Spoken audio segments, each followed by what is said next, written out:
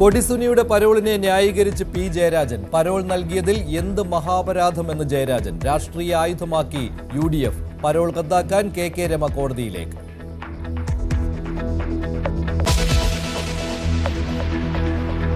കേരളത്തെ മിനി പാകിസ്ഥാൻ എന്ന് വിളിച്ച മഹാരാഷ്ട്ര മന്ത്രിക്കെതിരെ രൂക്ഷ പ്രതിഷേധം. നിതേഷ് റാണയുടെ വാക്കുകൾ കേരളത്തോടുള്ള സംഘപരിവാർ മനോഭാവമെന്ന് മുഖ്യമന്ത്രി പിണറായി വിജയൻ.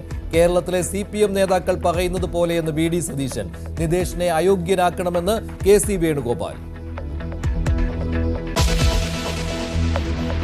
6 മണിയായപ്പോൾ ഞങ്ങൾ സെഡേഷനുള്ള ഡോസ് മരുന്നിൻ്റെ ഡോസ് ഇത്തിരി കുറച്ചു. പ്രതികരിക്കുന്നത് അറിയാൻ വേണ്ടിയിട്ടാണ് കുറച്ചത്. 7 മണിയായപ്പോൾ മാഡം അവേക്കായി. ഷെയ്ക്ക് ഹാൻഡ് മുറുക്ക പിടിക്കാൻ പറഞ്ഞപ്പോൾ മുറുക്ക പിടിച്ചു. അപ്പോൾ തലച്ചോറ് കൊണ്ട് ഉണ്ടായേക്കുന്ന ക്ഷതങ്ങളിൽ നമുക്കൊരു ചെറിയ പുരോഗതി എന്തായാലും ഉണ്ട്. ഉമ തോമസ് MLAയുടെ ആരോഗ്യനിലയിൽ പുരോഗതി. MLA കണ്ണു തുറന്നു, കൈകാലുകൾ അനക്കി. ശ്വാസകോശത്തിലെ അണുബാധ കുറയ്ക്കാൻ തീവ്ര ശ്രമം. വെന്റിലേറ്ററിൽ തുടരേണ്ടി വരുമെന്ന് ഡോക്ടർമാർ. സംഘാടകരുടെ മുൻകൂർ ജാമ്യാപേക്ഷയിൽ വിശദീകരണം തേടി ഹൈക്കോടതി.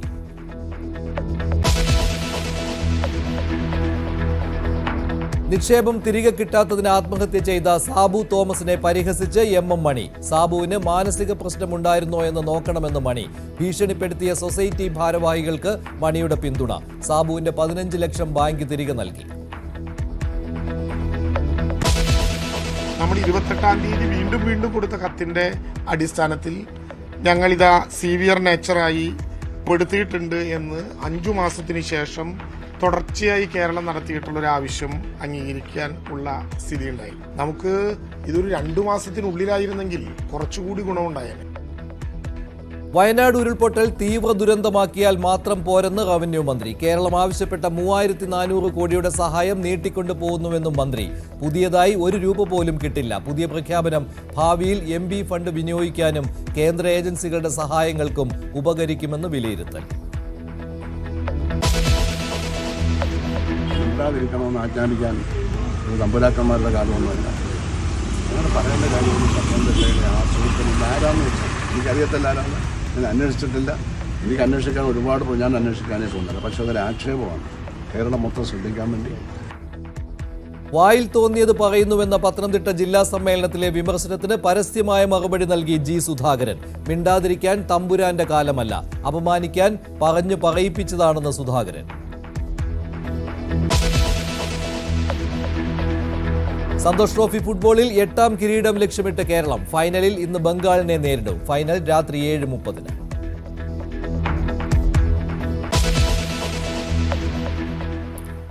വയനാട്ടിലേത് തീവ്ര ദുരന്തമായി പ്രഖ്യാപിച്ചാലും കേരളത്തിന് നേട്ടമൊന്നുമുണ്ടാവില്ല. പുതിയ ഫണ്ടോ സഹായമോ ഈ പ്രഖ്യാപനത്തിന്റെ പേരിൽ കേരളത്തിന് കിട്ടാനിടയില്ല. നിലവിലുള്ള പണം ചെലവഴിക്കുന്നതിന് കേന്ദ്ര മാനദണ്ഡങ്ങൾ തടസ്സമായി തുടരുകയും ചെയ്യും. നേരത്തെ പാർലമെന്റിലും പിന്നീട് കോടതിയിലും പറഞ്ഞിരുന്നത് കേരളത്തെ രേഖാമൂലം അറിയിച്ചുവെന്ന് മാത്രം. തീവ്ര ദുരന്തമെന്ന പ്രഖ്യാപനം ഫലത്തിൽ കേരളത്തിനൊന്നും നേടി നൽകില്ല. തീവ്ര ദുരന്തമെന്ന് കണക്കാക്കിയാണ് 153 കോടി നേരത്തെ കേന്ദ്രം അനുവദിച്ചത്. ഇക്കാര്യത്തിൽ വ്യക്തത തേടിയുള്ള കത്തിന് മറുപടി നൽകിയെന്ന് മാത്രം. അതായത് ഈ പ്രഖ്യാപനത്തിനപ്പുറം മറ്റ് അടിയന്തര സഹായമൊന്നും കേരളത്തിന് നൽകില്ലെന്ന് കൂടി ആഭ്യന്തര മന്ത്രാലയത്തിന്റെ മറുപടിയിൽ വ്യക്തമാക്കിയിട്ടുണ്ട്. ദുരന്ത നിവാരണ ഘട്ടത്തിൽ 1202 കോടി രൂപയുടെ അടിയന്തിരമായ നഷ്ടം കാണിച്ചുകൊണ്ട് അടിയന്തര സഹായമായി 219 കോടി രൂപ മാനദണ്ഡങ്ങൾക്ക് അതീതമായി അഡീഷണൽ അസിസ്റ്റൻസായി നമുക്ക് ലഭ്യമാകണമെന്ന ആവശ്യവും ഇതുവരെ ഒരു അക്ഷരവും മുണ്ടിയിട്ടില്ല. നിലവിൽ ആഭ്യന്തരമന്ത്രി അധ്യക്ഷനായ സമിതി 153 കോടി കേരളത്തിന് അനുവദിച്ചെങ്കിലും ഫലത്തിൽ 1 രൂപ പോലും കിട്ടിയിട്ടില്ല. ഈ ഇനത്തിൽ ഇനി കിട്ടുകയുമില്ല. സംസ്ഥാനങ്ങൾക്ക് കേന്ദ്ര ദുരന്ത പ്രതികരണ നിധിയിൽ നിന്ന് പണം കൈമാറുന്നതിനുള്ള മാനദണ്ഡമാണ് ഇവിടെ വെല്ലുവിളി. സംസ്ഥാന ഫണ്ടിൽ അവശേഷിക്കുന്ന തുകയുടെ 50% കുറച്ചു മാത്രമേ കേന്ദ്ര ഫണ്ട് കിട്ടാൻ വ്യവസ്ഥയുള്ളൂ. നിലവിലെ കണക്കുമായി തട്ടിച്ചു നോക്കുമ്പോൾ ഒന്നും കിട്ടില്ലെന്ന് ചുരുക്കം. പുനരധിവാസത്തിനും പുനർനിർമ്മാണത്തിനുമായി 2219 കോടിയാണ് കേരളം ആവശ്യപ്പെട്ടത്. പ്രത്യേക പാക്കേജ് എന്ന ഈ ആവശ്യത്തിൽ ഇതുവരെ കേന്ദ്രം തീരുമാനമെടുത്തിട്ടുമില്ല. ന്യൂസ് 18 തിരുവനന്തപുരം. ഇങ്ങനെയാണെങ്കിലും തീവ്ര ദുരന്തമെന്ന ഔദ്യോഗികമായുള്ള പ്രഖ്യാപനം ഭാവിയിൽ കേരളത്തിന് നേട്ടമായേക്കും. MPമാരുടെ ഫണ്ട് വിനിയോഗത്തിനും വിവിധ ഏജൻസികളുടെ സഹായം കിട്ടാനും കേന്ദ്രത്തിന്റെ ഈ സ്ഥിരീകരണം അത്യാവശ്യമായിരുന്നു. അതാണ് ഇന്നലെ ഉണ്ടായത്. എന്നാൽ കേന്ദ്ര ഫണ്ട് വിനിയോഗത്തിനുള്ള മാനദണ്ഡം എക്കാലത്തും തടസ്സമായി തുടരുകയും ചെയ്യും. ഫലത്തിൽ ഫണ്ടൊന്നും കിട്ടിയില്ലെങ്കിലും തീവ്ര ദുരന്തമെന്ന പ്രഖ്യാപനം ഭാവിയിൽ കേരളത്തിന് നേട്ടമായേക്കാം. കേന്ദ്ര വിജ്ഞാപനത്തിൽ തീവ്ര ദുരന്തമായി ഉൾപ്പെടുന്നതോടെ കേരളത്തിനുള്ള സാധ്യതകൾ ഇങ്ങനെയാണ്. ദേശീയ ദുരന്ത നിവാരണ നിധിയിൽ നിന്ന് ഭാവിയിൽ കൂടുതൽ സഹായം കിട്ടാനുള്ള സാധ്യത. എംപിമാരുടെ വികസന ഫണ്ട് വയനാടിനായി ചിലവഴിക്കാനുള്ള സാധ്യത തുറക്കും. രാജ്യത്തെ എല്ലാ പാർലമെന്റ് അംഗങ്ങളുടെയും സഹായം തേടാം. അന്താരാഷ്ട്ര സംഘടനകളിൽ നിന്നും വൻകിട സ്ഥാപനങ്ങളിൽ നിന്നും സഹായം തേടാനുള്ള സാധ്യത. ദുരന്തബാധിതരുടെ വായ്പകൾക്ക് കൂടുതൽ ഇളവ് കിട്ടാനും സാധ്യതയുണ്ട്. ഡിസാസ്റ്റർ ഓഫ് സിവിയർ നേച്ചറായി പ്രഖ്യാപിക്കപ്പെട്ട സാഹചര്യത്തിൽ ഗവൺമെന്റിൽ നിന്ന് ലഭിക്കുന്ന കേന്ദ്ര ഗവൺമെന്റിൽ നിന്ന് ലഭിക്കുന്ന ഫ്ലക്സി ഫണ്ടുകളുണ്ട്.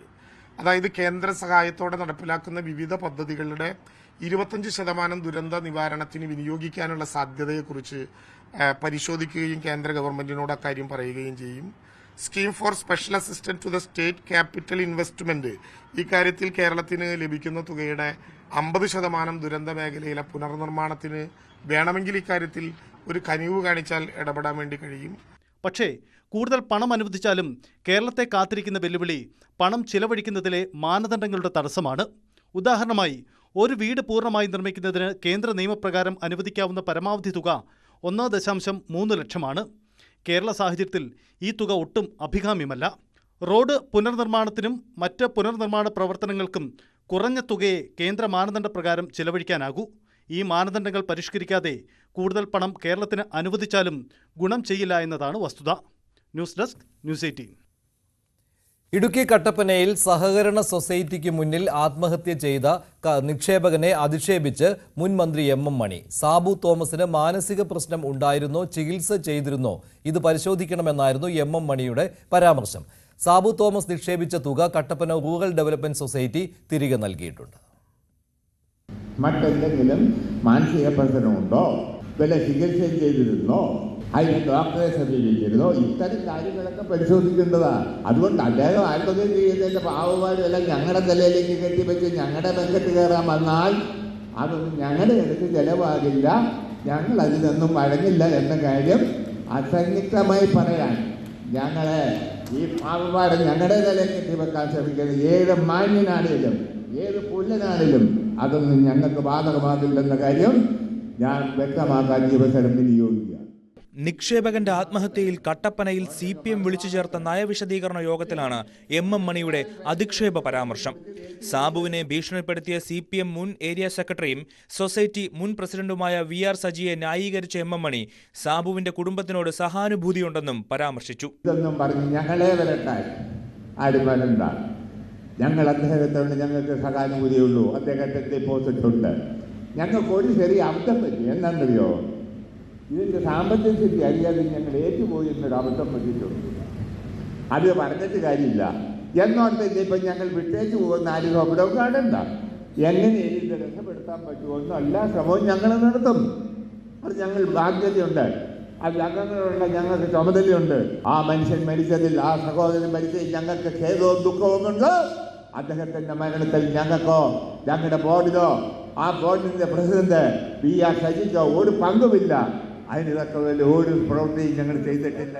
അതിനിടെ സാബു തോമസിന്റെ നിക്ഷേപ തുക കട്ടപ്പന റൂറൽ ഡെവലപ്മെന്റ് സൊസൈറ്റി തിരികെ നൽകി. മടക്കി നൽകാനുള്ള 15 ലക്ഷം രൂപ കട്ടപ്പന അർബൻ ബാങ്കിൽ അടച്ചതായാണ് സൊസൈറ്റി അധികൃതരുടെ വിശദീകരണം. സാബുവിന്റെ മരണത്തിൽ പ്രത്യേക സംഘം രൂപീകരിച്ച് അന്വേഷണം ആരംഭിച്ചെങ്കിലും കാര്യമായ പുരോഗതിയില്ല. സെക്രട്ടറി ഉൾപ്പെടെ 3 ജീവനക്കാർക്കെതിരെ ആത്മഹത്യാ പ്രേരണ കുറ്റം ചുമത്തിയിരുന്നെങ്കിലും VR സജിയുടെ മൊഴി ഇതുവരെ രേഖപ്പെടുത്തിയിട്ടില്ല. ന്യൂസ് 18 ഇടുക്കി. ഉമാ തോമസ് MLAയുടെ ആരോഗ്യസ്ഥിതിയിൽ നേരിയ പുരോഗതി. കണ്ണ് തുറക്കുകയും കൈകാലുകൾ ചലിപ്പിക്കുകയും ചെയ്തതായി ഡോക്ടർമാർ അറിയിച്ചു. പരിപാടിയുടെ സംഘാടനവുമായി ബന്ധപ്പെട്ട് നടി ദിവ്യ ഉണ്ണിയുടെ മൊഴിയെടുക്കും. അതേസമയം സംഘാടനത്തിൽ വീഴ്ച ഉണ്ടായിട്ടില്ലെന്ന മന്ത്രി സജി ചെറിയാന്റെ പരാമർശം പ്രതിപക്ഷ നേതാവ് തള്ളിക്കളഞ്ഞു. കലൂർ സ്റ്റേഡിയത്തിൽ നിന്നും വീണ് പരിക്കേറ്റ MLA ഉമാ തോമസിന്റെ ആരോഗ്യനിലയിൽ ആശാവഹമായ പുരോഗതി. രാവിലെ കണ്ണു തുറന്ന് മക്കളെ തിരിച്ചറിയുകയും ഡോക്ടർമാരുടെ നിർദ്ദേശങ്ങളോട് പ്രതികരിക്കുകയും ചെയ്തു. എന്നാൽ വെന്റിലേറ്ററിൽ തുടരുന്ന MLA അപകടനില തരണം ചെയ്തു എന്ന് പറയാൻ കഴിയില്ലെന്നും ന്യൂമോണിയ ഉണ്ടാകാനുള്ള സാധ്യത വെല്ലുവിളിയായി മുന്നിലുണ്ടെന്നും ഡോക്ടർമാർ. അപ്പോൾ ഇന്ന് രാവിലെ ഒരു 6 മണിയായപ്പോൾ ഞങ്ങൾ സെഡേഷനുള്ള ഡോസ്, മരുന്നിൻ്റെ ഡോസ് ഇത്തിരി കുറച്ചു. നമുക്ക് പ്രതികരിക്കുന്നത് അറിയാൻ വേണ്ടിയിട്ടാണ് കുറച്ചത്. ഇന്ന് രാവിലെ അത് കുറച്ച് ഒരു 7 മണിയായപ്പോൾ മാഡം അവേക്കായി. അപ്പോൾ നമ്മൾ പറയുന്നതിനോട് പ്രതികരിക്കുന്നുണ്ടായിരുന്നു. കാലുകൾ അനക്കാൻ പറഞ്ഞപ്പോൾ കാലുകൾ അനക്കി, ചിരിക്കാൻ പറഞ്ഞപ്പോൾ ചിരിച്ചു, കണ്ണ് തുറന്നു. മോൻ ചോദിക്കുന്നതിനോടൊക്കെ റെസ്പോണ്ട് ചെയ്തു. റെസ്പോൺസ് മാത്രമേ ഉള്ളൂ. വായിൽ ട്യൂബ് കിടക്കുന്നതുകൊണ്ട് സംസാരിക്കാൻ പറ്റത്തില്ല. പിന്നെ കയ്യിൽ ഷേക്ക് ഹാൻഡ് മുറുക്കെ പിടിക്കാൻ പറഞ്ഞപ്പോൾ മുറുക്കെ പിടിച്ചു. അപ്പോൾ തലച്ചോറ് കൊണ്ട് ഉണ്ടായിരിക്കുന്ന ക്ഷതങ്ങളിൽ നമുക്കൊരു ചെറിയ പുരോഗതി എന്തായാലും ഉണ്ട്, മോശമായിട്ടില്ല. അപ്പോൾ അതൊരു ആശാവഹമായ ഒരു പുരോഗതി തന്നെയാണ്. കണ്ണു തുറക്കുവാനും കൈകാലുകൾ അനക്കാനും പറഞ്ഞപ്പോൾ അമ്മ അതിനോട് പ്രതികരിച്ചു എന്ന് മകൻ വിഷ്ണു. കണ്ണ് തുറക്കാൻ പറഞ്ഞപ്പം കണ്ണ് തുറന്നു. പിന്നെ പതുക്കെ ഒരു കൈ പൊക്കാൻ പറഞ്ഞപ്പോൾ കൈ പൊക്കി. അപ്പോൾ ഞാൻ മറ്റേ കൈയും കൂടെ പൊക്കാൻ പറഞ്ഞു. അപ്പം 2 കൈയും മാറി മാറി പൊക്കി. കാലൊന്ന് പൊക്കാൻ പറഞ്ഞു, കാല് പൊക്കി. പിന്നെ മറ്റേ കാല് പൊക്കാൻ പറഞ്ഞു. അങ്ങനെ പിന്നെ കൈ പിടിക്കാൻ പറഞ്ഞു. കൈ പിടിച്ചപ്പോൾ ഒന്ന് ഷെയ്ക്ക് ഹാൻഡ് ചെയ്യാൻ പറഞ്ഞു. അങ്ങനെയാണ് മുറുക്കെ പിടിക്കാൻ പറഞ്ഞു. അപ്പോൾ അമ്മ കുറച്ച് മുറുക്കെ ട്രൈ ചെയ്തു. പ്രതിപക്ഷ നേതാവ് വി.ഡി. സതീശൻ ഉമാ തോമസിനെ സന്ദർശിച്ചു. സുരക്ഷാ പരിശോധനയിൽ GCDAയ്ക്ക് വീഴ്ച പറ്റിയതായി വി.ഡി. സതീശൻ. മുഖ്യമന്ത്രി പങ്കെടുക്കുന്ന ഒരു പരിപാടിയാണെങ്കിൽ ഇത് മതിയാ സുരക്ഷ? അങ്ങനെ ആയിരിക്കും നോക്കുന്നത്. അപ്പോൾ മുഖ്യമന്ത്രി പങ്കെടുക്കുന്ന പരിപാടിയുടെ കാര്യം മാത്രം നോക്കിയാൽ മതിയാ? സുരക്ഷാ വീഴ്ച പോലീസ് നോക്കിയാൽ മതിയാ? പ്രത്യേകിച്ച് ഇത്രയും ആളുകൾ പങ്കെടുക്കുന്ന പരിപാടിയിലെ എൻട്രൻസ്, ആളുകൾ പുറത്തേക്ക് പോകുന്നത്, അവിടെ സ്റ്റേജ് അറേഞ്ച് ചെയ്തിരിക്കുന്നത്, ആൾക്കൂട്ടത്തെ നിയന്ത്രിക്കുന്നത്, ഇതെല്ലാം പോലീസ് പരിശോധിക്കണ്ടേ? പോലീസ് ഇതൊന്നും പരിശോധിച്ചിട്ടില്ല. സ്റ്റേജ് നിർമ്മാണത്തിലുണ്ടായ വീഴ്ചയിൽ പോലീസ് അന്വേഷണം തുടരുകയാണ്. മൃദംഗവിഷന്റെ മുഖ്യ രക്ഷാധികാരിയായ സിജോയ് വർഗീസിന്റെയും പരിപാടിയുടെ ബ്രാൻഡ് അംബാസിഡറായ നടി ദിവ്യ ഉണ്ണിയുടെയും മൊഴിയെടുക്കും. സ്റ്റേജ് നിർമ്മിച്ചത് അപകടകരമായാണെന്നും അധികമായി നിർമ്മിച്ച ഭാഗത്ത് ഉറപ്പുണ്ടായിരുന്നില്ലെന്നും പോലീസും ഫയർഫോഴ്സും പൊതുമരാമത്ത് വിഭാഗങ്ങളും തയ്യാറാക്കിയ റിപ്പോർട്ടിൽ പറയുന്നു. അതേസമയം കേസ് അട്ടിമറിക്കാൻ പോലീസ് ശ്രമിക്കുന്നുവെന്നാരോപിച്ച് UDF DGPക്ക് പരാതി നൽകി. നിസാര വകുപ്പുകൾ ചുമത്തി പ്രതികളെ രക്ഷപ്പെടാൻ സഹായിച്ചുവെന്നാണ് പരാതിയിൽ പറയുന്നത്. ന്യൂസ് 18 കൊച്ചി. കലൂർ സ്റ്റേഡിയത്തിലെ അപകടത്തിൽ സംഘാടകരുടെ വിശദീകരണം ഹൈക്കോടതി തേടിയിട്ടുണ്ട്. നിലവിൽ ജാമ്യം അനുവദിക്കാവുന്ന വകുപ്പുകൾ മാത്രമാണ് FIRൽ ഉള്ളതെന്ന് സർക്കാർ അറിയിച്ചു. ജാമ്യാപേക്ഷ വെള്ളിയാഴ്ച വീണ്ടും പരിഗണിക്കും. മൃദംഗ വിഷൻ MD നിഘോഷ് കുമാറാണ് മുൻകൂർ ജാമ്യാപേക്ഷയുമായി ഹൈക്കോടതിയെ സമീപിച്ചത്. TP ചന്ദ്രശേഖരൻ വധക്കേസിലെ മുഖ്യപ്രതിയായ കൊടിസുനിക്ക് പരോൾ നൽകിയത് രാഷ്ട്രീയ ആയുധമാക്കുകയാണ് പ്രതിപക്ഷം. മനുഷ്യാവകാശ കമ്മീഷന്റെ കത്ത് തെറ്റായി വ്യാഖ്യാനിച്ച് രാഷ്ട്രീയ താൽപര്യപ്രകാരമാണ് പരോൾ നൽകിയതെന്നാണ് പ്രതിപക്ഷത്തിന്റെ ആരോപണം. പരോൾ റദ്ദാക്കരുതെന്ന ആവശ്യവുമായി കൊടിസുനിയുടെ കുടുംബവും രംഗത്തെത്തിയിട്ടുണ്ട്. കൊടിസുനിക്ക് പരോളിന് അർഹതയുണ്ടെന്ന ഫേസ്ബുക്ക് പോസ്റ്റുമായി P. ജയരാജനും രംഗത്ത് വന്നു. TP ചന്ദ്രശേഖരൻ വധക്കേസിലെ മുഖ്യപ്രതി കൊടിസുനിക്ക് 30 ദിവസത്തേക്ക് പരോൾ അനുവദിച്ച തീരുമാനത്തിനെതിരെ പ്രതിപക്ഷം പ്രതിഷേധം കടുപ്പിക്കുമ്പോഴും ജയിൽ വകുപ്പും സർക്കാരും മൗനം തുടരുകയാണ്. പരോൾ അനുവദിക്കാനിടയായ സാഹചര്യം സംബന്ധിച്ച ചോദ്യങ്ങളിൽ നിന്ന് ജയിൽ മേധാവി ബൽറാം കുമാർ ഉപാധ്യായ ഒഴിഞ്ഞുമാറി. പരോൾ അനുവദിക്കുന്നതിന് മനുഷ്യാവകാശ കമ്മീഷന് കൊടിസുനിയുടെ മാതാവ് സമർപ്പിച്ച കത്ത് മറയാക്കിയെന്ന ആക്ഷേപവും ശക്തമാണ്.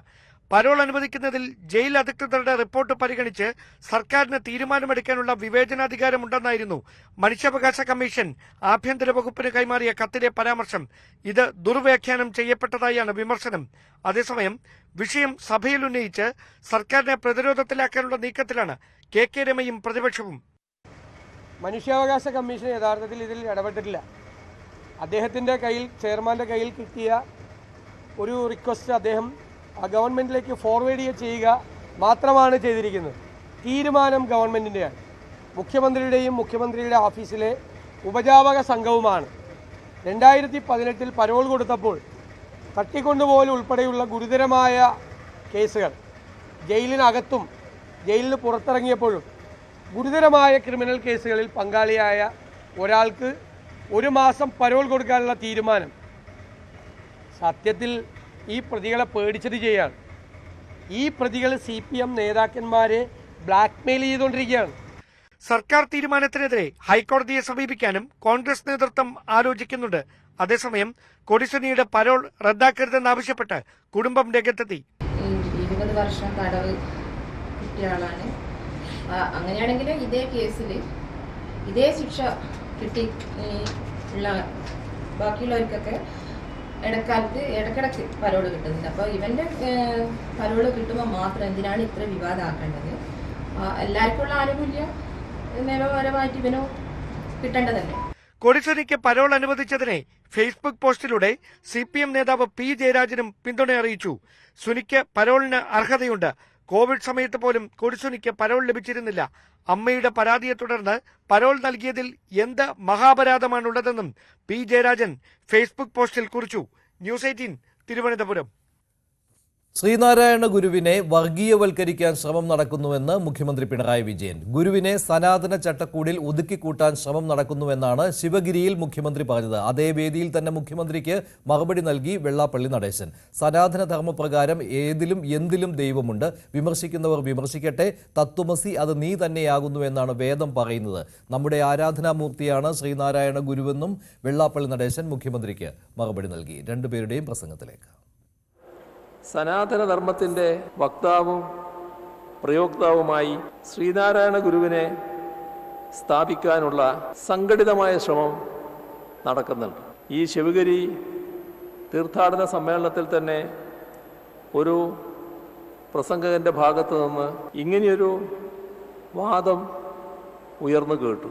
ഗുരു ശിവഗിരി തീർത്ഥാടനത്തെക്കുറിച്ച് സങ്കല്പിച്ചത് തന്നെ സംവാദങ്ങളുടെ വേദിയായിട്ട് കൂടിയാണ്.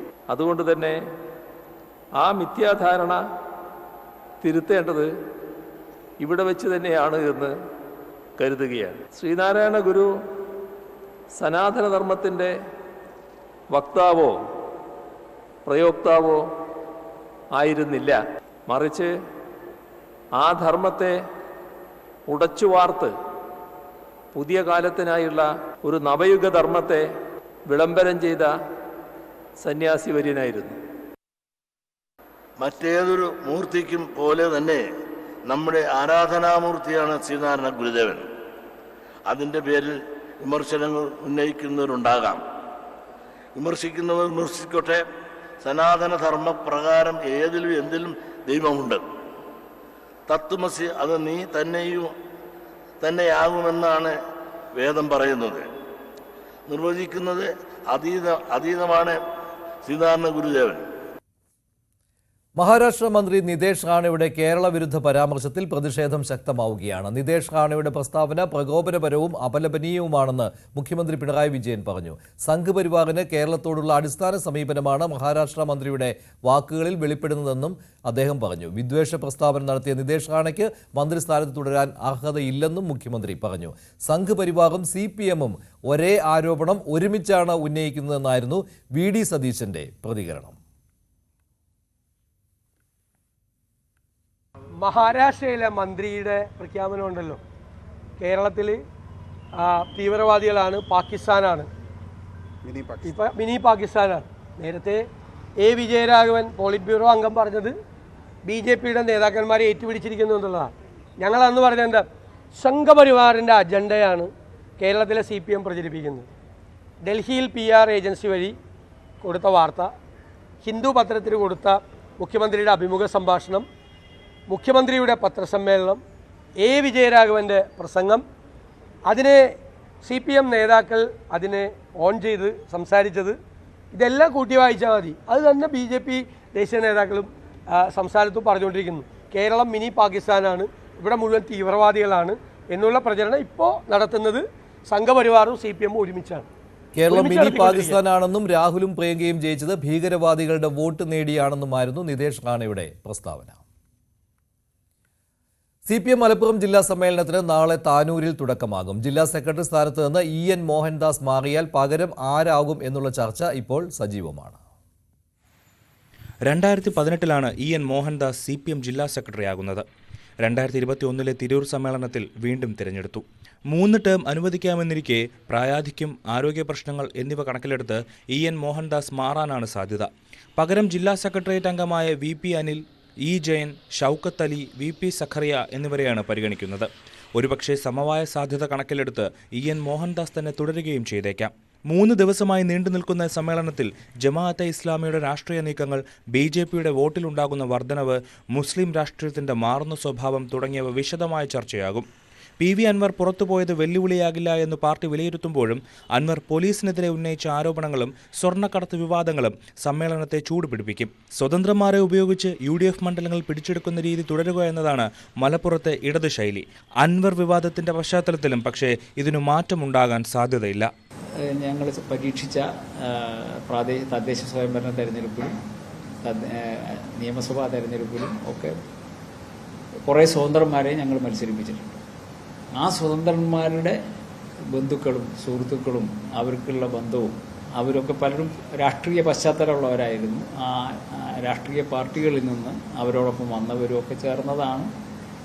അപ്പോൾ നല്ല മികവ്, നമുക്കൊരു മെച്ചം, രാഷ്ട്രീയ മികവുണ്ടായിട്ടുണ്ട്, മെച്ചമുണ്ടായിട്ടുണ്ട് സ്വതന്ത്രന്മാരെ പരീക്ഷിച്ചതിൽ. ആ പരീക്ഷണം ഇനിയും തുടരും. ഈ സ്വതന്ത്രന്മാരുടെ പരീക്ഷണത്തിൻ്റെ ഭാഗമായി തെരഞ്ഞെടുപ്പിൽ വോട്ട്, ഇടതുപക്ഷ ജനാധിപത്യത്തിൻ്റെ വോട്ട് വർദ്ധിക്കുന്നതിൽ ഒരു ഘടകമായി മാറിയിട്ടുണ്ട്. പ്രതിനിധി സമ്മേളനം നാളെ പോളിറ്റ് ബ്യൂറോ അംഗം A. വിജയരാഘവൻ ഉദ്ഘാടനം ചെയ്യും. 18 ഏരിയ കമ്മിറ്റികളെ പ്രതിനിധീകരിച്ച് 332 തിരഞ്ഞെടുക്കപ്പെട്ട പ്രതിനിധികളും 38 ജില്ലാ കമ്മിറ്റി അംഗങ്ങളും സമ്മേളനത്തിൽ പങ്കെടുക്കും. ന്യൂസ് 18 മലപ്പുറം. പത്തനംതിട്ട കോന്നിയിൽ ഗ്യാസ് സിലിണ്ടർ പൊട്ടിത്തെറിച്ച് വീട്ടമ്മയ്ക്ക് ഗുരുതര പരിക്കേറ്റു. വീട് പൂർണ്ണമായും കത്തിനശിച്ചു. കോക്കാത്തോട് കോട്ടാമ്പാറയിലാണ് സംഭവം. കോക്കത്തോട് സ്വദേശി പൊന്നമ്മയ്ക്കാണ് പൊള്ളലേറ്റത്. ഗ്യാസ് പൊട്ടിത്തെറിച്ചുണ്ടായ ശബ്ദം കേട്ട് ഓടിയെത്തിയ നാട്ടുകാരാണ് പൊന്നമ്മയെ ആശുപത്രിയിൽ എത്തിച്ചത്. വീട്ടുപകരണങ്ങളും റബ്ബർ ഷീറ്റും കത്തിനശിച്ചു. വീടിനുള്ളിൽ മറ്റൊരു ഗ്യാസ് കുറ്റി ഉണ്ടായിരുന്നത് നാട്ടുകാർ എടുത്തു മാറ്റിയതിനാൽ വലിയ ദുരന്തം ഒഴിവായി. ഇതെന്ന് പറഞ്ഞാൽ ഇവിടുത്തെ അമ്മ രണ്ടാമത്തെ മുറി ഇരിക്കുകയായിരുന്നു. അവിടെ ഷീറ്റ് അടുക്കിക്കൊണ്ടിരിക്കുകയായിരുന്നു. അപ്പോൾ ഞാനിവിടെ വന്നിട്ട് അങ്ങോട്ട് പോയി 10 മിനിറ്റ് ആയി. പിന്നെ വിളിച്ചൂക്കൽ കേട്ടാൽ ഞാൻ ഓടി വരുന്നത്. അപ്പോഴത്തെ ഇവിടെ തീ കത്ത് കഴിഞ്ഞു. ഇവിടെ എല്ലാം കത്തി തീർന്നു. ഗ്യാസ് കുറ്റി പൊട്ടി തെറിച്ചു. കണ്ടോ, ഗ്യാസ് കുറ്റി പൊട്ടിയാണ്ട് ഇവിടെ കിടക്കുന്നത്. ഗ്യാസ് കുറ്റി പൊട്ടി തെറിച്ചിട്ടുണ്ട്. പിന്നെ റബ്ബർ ഷീറ്റും ഉണ്ടായിരുന്നു ഇതിനുള്ളിൽ. റബ്ബർ ഷീറ്റ് കുറച്ചേ ഉള്ളായിരുന്നു. അപ്പോഴത്തെ പെട്ടെന്ന് വിളിച്ചു. ഇവിടെ അടുത്ത ആണുങ്ങളാരും ഇല്ലായിരുന്നു. കുറേ കഴിച്ചപ്പോഴത്തെ എല്ലാവരും ഓടി വന്നപ്പോഴത്തെ തീ ആളി. പിന്നെ ഉക്കുന്ന കുറേ ഉപകരണങ്ങൾ മാത്രം, ബെഞ്ചും ഡെസ്കും സർവ്വ സാധനങ്ങളും കത്തിപ്പോയി. നല്ല രീതിയിൽ പൊള്ളലേറ്റിട്ടുണ്ട്. ഒരു 60% പൊള്ളലേറ്റിട്ടുണ്ട്. നമ്മൾ ഉടൻ തന്നെ അങ്ങ് ആശുപത്രിയിലോട്ട് കൊണ്ടുപോകാൻ. പിന്നെ ആൾക്കാരൊക്കെ വന്നത് ദൂരെ നിന്നൊക്കെ ഉള്ള ആൾക്കാർ പിന്നീടാവാൻ. ഇവിടുന്ന് അങ്ങോട്ട് തീ അങ്ങ് പടരുമായിരുന്നു. അപ്പോൾ ഗ്യാസ് കുറ്റി പൊട്ടിത്തെറിച്ചു. പിന്നെ ഒരു വേറൊരു ഗ്യാസ് കുറ്റി നിറയിരുന്നു. അതിരുന്ന് കത്തിയിരുന്ന കോട്ടാമാറ മൊത്തം പോയി. അത് പെട്ടെന്ന് ആൾക്കാർ വലിച്ച് വെളിയിൽ കളഞ്ഞു. വീട് പൂർണ്ണമായിട്ടും പോയി. വീടിന് ഇത് ഉപയോഗശൂന്യമാണല്ലോ, കാണുമ്പോഴേ അറിയാം. അതിനെ ആൾക്കും താമസിക്കാൻ കൊള്ളില്ല.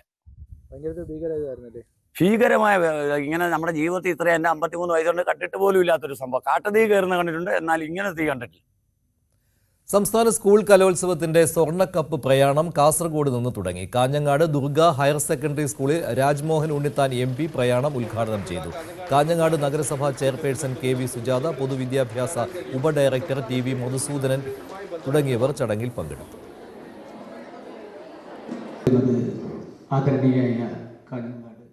സംസ്ഥാന സ്കൂൾ കലോത്സവത്തിന് തിരിതെളിയാൻ ദിവസങ്ങൾ മാത്രം ശേഷിക്കെ തലസ്ഥാന നഗരിയിൽ അവസാനവട്ട ഒരുക്കങ്ങൾ പുരോഗമിക്കുകയാണ്. 4-ാം തീയതി തുടങ്ങുന്ന കലോത്സവത്തിന്റെ വരവറിയിച്ച് സ്വർണ്ണക്കപ്പ് ഘോഷയാത്ര കാസർഗോഡ് നിന്ന് പുറപ്പെട്ടു കഴിഞ്ഞു. ബുധനാഴ്ച തിരുവനന്തപുരത്ത് സ്വർണ്ണക്കപ്പ് എത്തും. ഒരുക്കങ്ങളെല്ലാം പൂർത്തിയായതായി അവലോകന യോഗങ്ങൾക്ക് ശേഷം വിദ്യാഭ്യാസ മന്ത്രി V. ശിവൻകുട്ടി പറഞ്ഞു. 15,000-ഓളം കലാപ്രതിഭകൾ, 249 ഇനങ്ങൾ, 25-ലേറെ വേദികൾ. തലസ്ഥാന നഗരി ഒരുങ്ങിക്കഴിഞ്ഞു 63ാമത് സംസ്ഥാന സ്കൂൾ കലോത്സവത്തെ വരവേൽക്കാൻ. മുഖ്യവേദിയായ സെൻട്രൽ സ്റ്റേഡിയത്തിൽ 7000 ചതുരശ്ര അടിയിൽ കൂറ്റൻ പന്തലാണ് ഒരുങ്ങുന്നത്.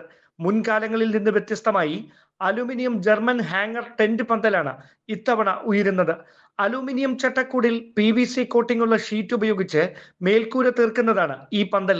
12,000 കസേരകൾ വരെ ഒരേ സമയം നിരത്താൻ കഴിയുന്ന തരത്തിലാണ് ക്രമീകരണങ്ങളെന്നും സംഘാടകർ അറിയിച്ചു. ഗതാഗത ക്രമീകരണങ്ങളുടെ ഭാഗമായി KSRTC ബസ് സ്റ്റാൻഡിൽ പ്രത്യേക കൗണ്ടറുകൾ സജ്ജമാക്കിയിട്ടുണ്ട്. വാഹനങ്ങളുടെ പ്രവേശനം പാസ് വഴി നിയന്ത്രിക്കുമെന്നും വിദ്യാഭ്യാസ മന്ത്രി V. ശിവൻകുട്ടി. മൈതാനത്തിനകത്ത് വാഹനങ്ങൾ കയറുന്നത് പിന്നെ പാസിന്റെ അടിസ്ഥാനത്തിലോ അല്ലെങ്കിൽ നിയന്ത്രണ വിധേയമായിട്ടുണ്ടായിരിക്കും കയറ്റിവിടുന്നത്. 2025 ജനുവരി മാസം 1-ാം തീയതി 4 മണിക്ക് ഇതിന്റെ ഈ ഹാളിന്റെ പണി പൂർത്തീകരിച്ച്, പ്രധാന വേദിയുടെ പണി പൂർത്തീകരിച്ച് സംഘാടക സമിതിയെ ഏൽപ്പിക്കുമെന്നാണ് ഇതിന്റെ കരാറുകാരൻ പറഞ്ഞിരിക്കുന്നത്. പാർക്കിംഗ് ഗ്രൗണ്ടുകൾ കോർപ്പറേഷൻ സഹായത്തോടെ കൂടുതലായി കണ്ടെത്തും. വിവിധ ജില്ലകളിൽ നിന്നെത്തുന്ന വിദ്യാർത്ഥികൾക്ക് താമസ സൗകര്യങ്ങളടക്കം ഉറപ്പുവരുത്തിയതായും വിദ്യാഭ്യാസ മന്ത്രി അറിയിച്ചു. പബ്ലിസിറ്റിക്ക് കോടതി ഉത്തരവ് കാരണം നിയന്ത്രണങ്ങൾ നിലവിലുണ്ട്. കലോത്സവ കിരീട ഘോഷയാത്രയ്ക്ക് തിരുവനന്തപുരം ജില്ലാ അതിർത്തിയിലും നഗര അതിർത്തിയിലും 1-ാം തീയതി സ്വീകരണമൊരുക്കും. ന്യൂസ് 18 തിരുവനന്തപുരം. ചോദ്യപേപ്പർ ചോർച്ച കേസിൽ പ്രോസിക്യൂഷനെ വിമർശിച്ച് കോഴിക്കോട് ജില്ലാ കോടതി. സർക്കാർ കസ്റ്റോഡിയനായ ചോദ്യപേപ്പർ ചോർച്ചയിൽ ഉദ്യോഗസ്ഥരെ ആരെയും പ്രതി ചേർത്തിട്ടില്ലല്ലോ എന്നായിരുന്നു കോടതിയുടെ ചോദ്യം. ചോദ്യം പ്രവചിക്കുന്നത് കുറ്റകരമല്ലെന്നും കോടതിയുടെ നിരീക്ഷണമുണ്ട്. ഗൂഢാലോചന വകുപ്പ് ചുമത്തിയതിൽ അഡീഷണൽ റിപ്പോർട്ട് നൽകാൻ പ്രോസിക്യൂഷനോട് കോടതി ആവശ്യപ്പെട്ടിട്ടുണ്ട്. ആരോപണ വിധേയരായ MS സൊല്യൂഷൻസ് CEO ഷുഹൈബിന്റെ മുൻകൂർ ജാമ്യാപേക്ഷ ജനുവരി 3 മാറ്റി. കൂടുതൽ വിവരങ്ങളുമായി MS അനീഷ് കുമാർ ചേരുകയാണ്. അനീഷ്, ഈ ചോദ്യങ്ങൾ നേരത്തെ പ്രവചിച്ചു എന്നുള്ളതായിരുന്നുവല്ലോ കുറ്റം. പക്ഷേ അത് എങ്ങനെ കുറ്റമാകുമെന്ന ചോദ്യമാണല്ലോ ഇപ്പോൾ ചോദിച്ചിരിക്കുന്നത് കോടതി. മഞ്ജുഷ, ഈ കേസിന്റെ നിലനിൽപ്പിനെ തന്നെ ചോദ്യം ചെയ്യുന്ന രീതിയിലുള്ള വിമർശനങ്ങളാണ് കോടതിയുടെ ഭാഗത്തു നിന്നും ഉണ്ടായിരിക്കുന്നത്. ഈ ചോദ്യപേപ്പർ ചോർച്ചയുമായി ബന്ധപ്പെട്ട് ഷുഹൈബ് ഗൂഢാലോചന നടത്തിയെന്നാണ് പോലീസ് ആരോപിക്കുന്നത്. പക്ഷേ ഒരാൾ ഒറ്റയ്ക്ക് എങ്ങനെ ഗൂഢാലോചന നടത്തുമെന്ന ചോദ്യമാണ് കോടതിയുടെ ഭാഗത്തു നിന്നും ഉണ്ടായിരിക്കുന്നത്. കാരണം സർക്കാരാണ് ഈ ചോദ്യപേപ്പറുകളുടെ കസ്റ്റോഡിയൻ. സർക്കാർ ഉദ്യോഗസ്ഥരുടെ കൈവശമാണ് ഈ ചോദ്യപേപ്പർ ഇരിക്കുക. അങ്ങനെയെങ്കിൽ ആ ഉദ്യോഗസ്ഥരിൽ നിന്നും എങ്ങനെ ഷുഹൈബിലേക്ക് ചോദ്യപേപ്പർ എത്തിയെന്ന ചോദ്യത്തിന് ഈ പോലീസിന്റെ അന്വേഷണത്തിൽ ഈ ഘട്ടത്തിൽ മറുപടി ഇല്ല എന്ന് കോടതി പറയുന്നു. എന്തുകൊണ്ട് അങ്ങനെയെങ്കിൽ ഉദ്യോഗസ്ഥരെ കേസിൽ പ്രതി ചേർത്തിട്ടില്ല എന്നും കോടതി ചോദിച്ചിരുന്നു. ഇക്കാര്യവുമായി ബന്ധപ്പെട്ട വിശദമായ അധിക സത്യവാങ്മൂലം നൽകണമെന്നാണ് കോടതി ഇപ്പോൾ നിർദ്ദേശം നൽകിയിരിക്കുന്നത്. ഒപ്പം ഷുഹൈബ് കോടതിയിൽ വാദിച്ചത് താൻ മറ്റു ചില ഓൺലൈൻ ചാനലുകളുടെയും മുൻവർഷങ്ങളുടെ ചോദ്യപേപ്പറുമൊക്കെ പരിഗണിച്ച ശേഷം അവ കൂട്ടിയൊരു പുതിയ പ്രവചന ചോദ്യപേപ്പർ ഉണ്ടാക്കുകയാണ് ചെയ്തതെന്നാണ് വാദിച്ചത്. അങ്ങനെയെങ്കിൽ ഇത്തരത്തിൽ പ്രവചനം നടത്തുന്നത് എങ്ങനെ കുറ്റമാകും എന്ന ചോദ്യവും കോടതിയുടെ ഭാഗത്തുനിന്നും വിവരങ്ങൾ നൽകിയത്. ചോദ്യപേപ്പർ ചോർച്ചയിലാണ് കോടതി ഇത്തരത്തിലുള്ള ചോദ്യങ്ങൾ ചോദിച്ചിരിക്കുന്നത്. CPM പത്തനംതിട്ട ജില്ലാ സമ്മേളനത്തിലെ വിമർശനങ്ങൾക്ക് മറുപടിയുമായി G. സുധാകരൻ. തന്നെ അപമാനിക്കാൻ വേണ്ടി മനഃപൂർവ്വം പറയിപ്പിച്ചതാണെന്നാണ് സുധാകരൻ വിമർശനം ഉന്നയിക്കുന്നത്. മിണ്ടാതിരിക്കണമെന്ന് പറയാൻ ഇത് തമ്പുരാക്കന്മാരുടെ കാലമല്ലെന്നും സുധാകരൻ പറഞ്ഞു. അറിയാവുന്നവരൊന്നും വിശ്വസിക്കണമെന്ന് എല്ലാവർക്കും അറിയാം. എനിക്ക് അതിശയം തോന്നിയത്, ഞാൻ പത്തനംതിട്ട ജില്ലയിൽ പോയിട്ട് 4 വർഷമായി. ഒരാളുമായി ഒരു ആശയവിനിമയം ഞാൻ നടത്താറില്ല. 1-2 പരിപാടിക്ക് വിളിച്ചിട്ട് പോലും ഞാൻ പോയില്ല. പിന്നെ പത്രക്കാരെ കണ്ട് പറഞ്ഞു കൊടുത്താണല്ലോ ആള്. അപ്പോൾ പത്രത്തിൽ വന്നുകൊണ്ട് അതിനെനിക്ക് സമാധാനം പറയാം. പറഞ്ഞാലൊന്നും അറിയില്ല, പാർട്ടിയെ പറ്റിയൊന്നും അറിയൊന്നും. ആൻറ്റി മാർക്സിസ്റ്റാണ് ഞാൻ പറയുന്നത്. പാർട്ടിയോട് കൂറുള്ള ആളായിരിക്കും, പക്ഷെ അതൊരു നോൺ മാർക്സിസ്റ്റാണ്. മാർക്സിസ്റ്റ് സിഗരനാണ്. എൻ്റെ ഫിലോസഫി അയാൾക്ക് അറിയില്ല. യമൻ പൗരൻ കൊല്ലപ്പെട്ട കേസിൽ നിമിഷപ്രിയയുടെ വധശിക്ഷ സ്ഥിരീകരിച്ച് വിദേശകാര്യ മന്ത്രാലയം. നിമിഷപ്രിയയുടെ മോചനത്തിന് കുടുംബം എല്ലാ വഴികളും തേടുന്നുണ്ടെന്ന് അറിയാമെന്നും എല്ലാ സഹായവും നൽകുമെന്നും വിദേശകാര്യ മന്ത്രാലയം അറിയിച്ചു. യമൻ പൗരനായ യുവാവ് കൊല്ലപ്പെട്ട കേസിൽ ജയിലിൽ കഴിയുന്ന മലയാളി നേഴ്സ് നിമിഷപ്രിയയുടെ വധശിക്ഷ 1 മാസത്തിനകം നടപ്പാക്കാനാണ് യമൻ പ്രസിഡന്റ് അനുമതി നൽകിയത്.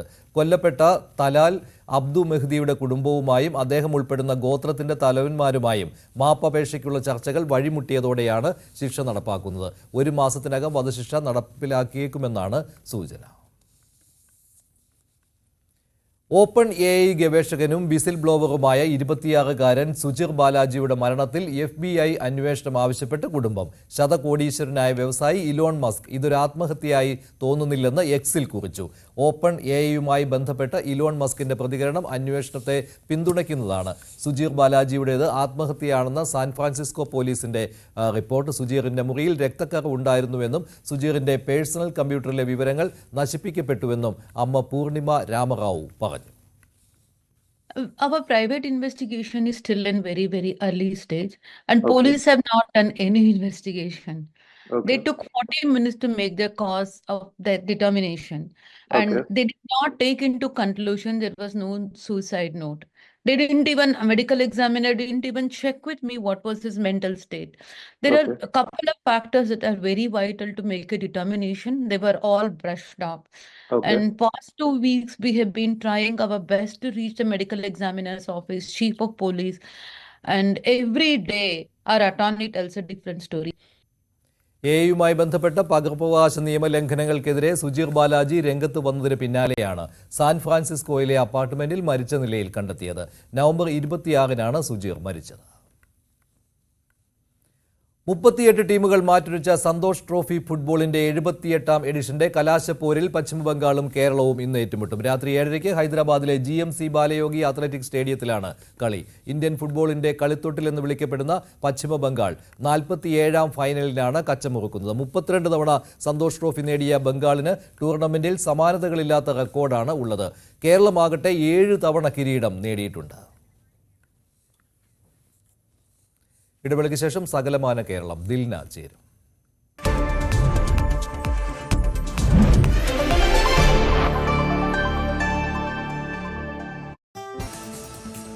കലൂർ സ്റ്റേഡിയത്തിൽ